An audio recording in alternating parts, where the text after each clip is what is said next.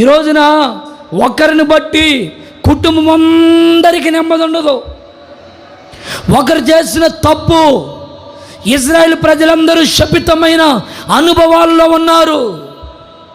తల్లి తండ్రి చేసిన తప్పు లేకపోతే ఆ శాపం కుటుంబం మీద, కుటుంబంలో ఉన్న వారు అందరినీ వేధిస్తూ ఉంటుంది.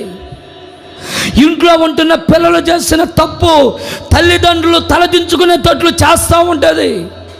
ఇంట్లో ఎవరో ఒకరి తప్పు ఇల్లు బాధ అంతా అనుభవించవలసి వస్తూ ఉంటుంది.